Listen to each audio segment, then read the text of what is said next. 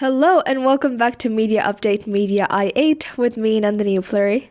Today I'm reviewing the long awaited 5th episode of Introverted Boss, which is also known as Shy Boss or Sensitive Boss.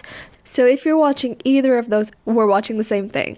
Please check out my previous podcasts and videos on Introverted Boss on my YouTube channel, which was called Third Culture Chaos / Figuring It Out Alive, but is now called Indian K-Drama Obsessive Figuring It Out Alive. It's a strategic change in my channel name because I'm planning to watch and review Descendants of the Sun on my YouTube channel and create podcasts on it as well, because it's airing on Zindagi, which is an Indian TV channel. I've never watched Dots before, and Descendants of the Sun is the first Korean drama to be shown on Indian television, so I'm going to take advantage of that. And also, right before we get started, I just wanted to say I'm sorry if my enthusiasm is a little bit low. I've been feeling really sick, so I'm going to try and muster up as much energy as I can for this. Okay, so let's get to Introverted Boss.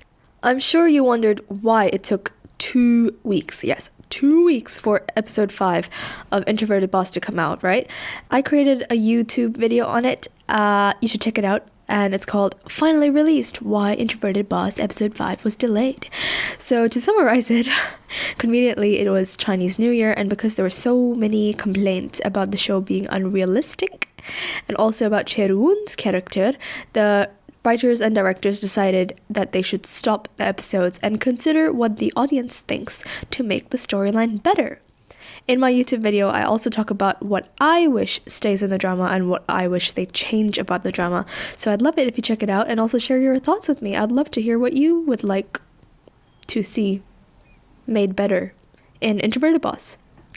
I have got to give it to them though, this is definitely the easiest episode to watch. Episode 5 of Introverted Boss is called The Unspeakable Secret of 3 Years Ago. In this, we see the backstory of all the characters and get a total story of why Chae-roon's sister committed suicide. And we also understand why Unangi's character is as he is. Almost the whole episode occurs in the past.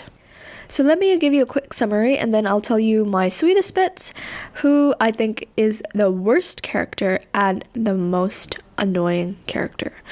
And if you haven't watched this episode, you will definitely be surprised by who I say the most annoying character is, because it is not Chae-roon. Nope. So make sure you watch the episode before listening to this, because there will be spoilers. Yeah, and you probably don't want that because it's a really good episode. Yes, so before I start, I should give you a quick guide to the characters, and the prominent characters in this episode are really different to all the other episodes. So, well, not really all that different, but they are different. So, Unangi is the introverted boss. He's the main character of the drama. His secretary? His secretary is Chae Ji-hye. I'll call her Ji-hye.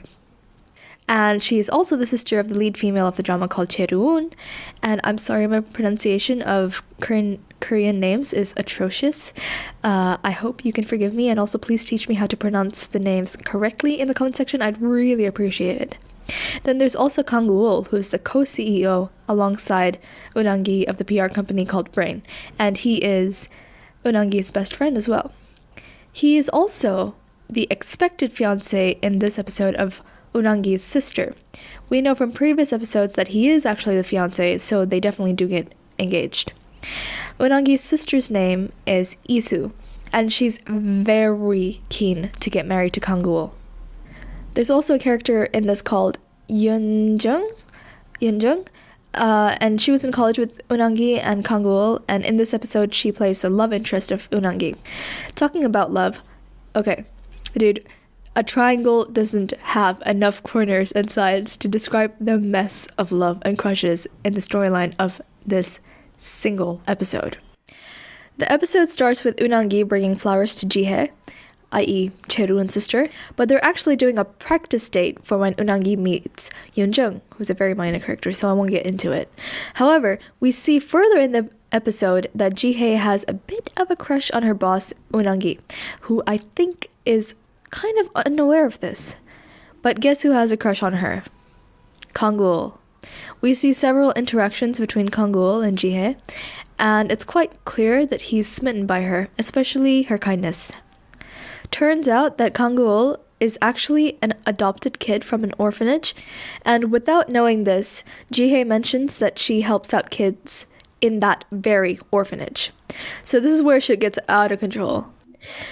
But before I tell you what happens, I should rewind to Kangul's relationship with Yisu, Unangi's sister. But actually, let me tell you about his complex relationship with his whole family. Kangul's mother comes to his office and tells him that he should propose to Yisu because she got Yisu's father's permission for marriage. Kangul feels really pressured and he definitely is not too keen on proposing to Yisu. I suspect this has something to do with his feelings for Jihye.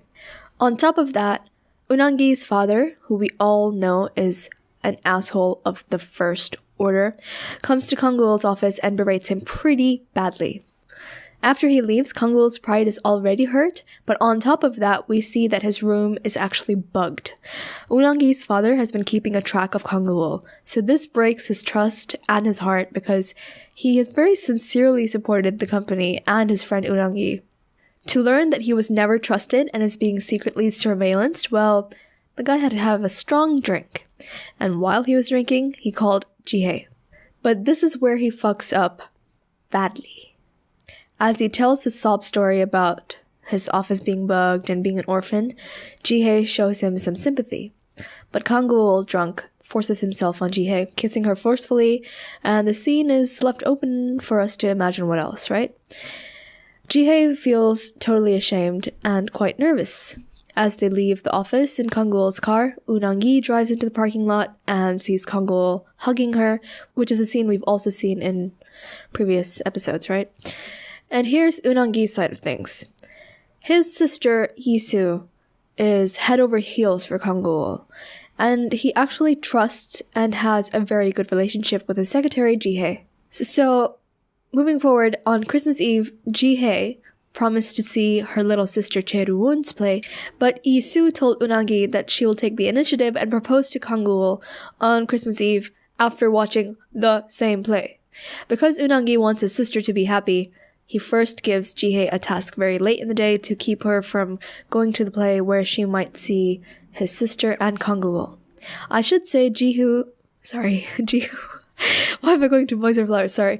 Jihye and Yisu know each other, and they also know that Yisu is getting married soon, but Jihye doesn't know that it is to Kangul. So it's not like she's done something that she felt was wrong, and add to that, that she knew that Kangul was meant to get engaged to Yisu or was even in a relationship with anyone.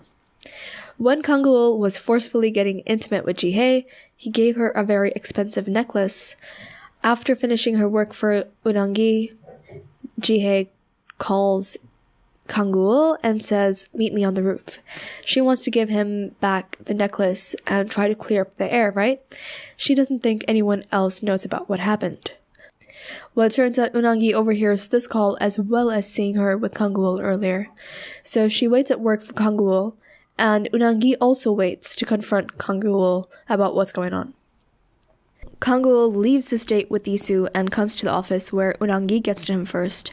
Kangul tries to defend himself by saying that he was very drunk and also by lying. Yes, lying by telling him that Jihye forced herself on him, and being a man, how could he have refused? All of these lies and excuses are heard by Jihye, and they see her there. She leaves the scene right in front of them without saying a word, and on her way out of the office, she also sees Yisu, who looks devastated. So Yisu seems to have heard everything too. As we all know, on the same day, Chae-roon receives flowers from her sister for missing her performance. Chae-roon feels bad for giving her sister a hard time over the phone about missing her show and calls her to apologize. But when she calls her sister, a stranger picks up because Jihye has committed suicide. Kangul is shitting himself. On his knees, he begs Unangi to help him cover this up and not let anyone know what he did. Unangi takes the blame for everything, and they think no one else knows what happened, even though Yisu probably overheard everything on the staircase when Unangi was confronting Kangul. So that's the backstory to all the characters. It's long and complicated. So let me talk about the best bits of this episode for me. The parts I really loved, in a really positive way about this episode, were the interactions between Unagi and Jihei. They had such a good relationship, and I love Unangi's younger character. I actually even I really enjoyed Chae-roon's relationship with her sister, and they really truly managed to make Chae-roon's character lovable in this episode. Now, I'm not going to talk about Kang-woo's character in depth because, to put quite simply, what he did was totally wrong, and he knows it. Everyone knows it. So he's tied in the worst character position alongside Unangi's father, who is a total dickhead. My hatred for Unangi's father's character is greater, but the fact that Kang-woo, who had a proper crush on Jihei, and when she killed herself, he was only bothered about covering his ass, that's what makes his character despicable. The character that's bothering me the most right now is actually Yisu. She is so head over heels for Kang-woo that, I don't know, if she ignores what she knows about his unfaithfulness, that's cool, okay? That's up to her. But Jihei fucking died. Like, she killed herself. And they knew each other, so I'd expect her to show some solidarity. I don't think her character would do that, so that's the reason why I find Yisu to be the most annoying character. Okay, so this has been a long one. I hope y'all were able to follow me through.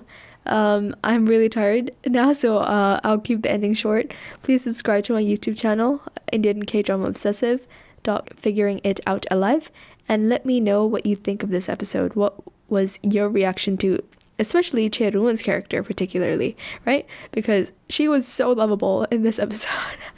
Thank you for listening. And if you've come to this point, if you've listened all the way through, you're a real trooper. I'll be back very shortly with the next one. Have an awesome day. I'm Nandini Pluri. Bye bye.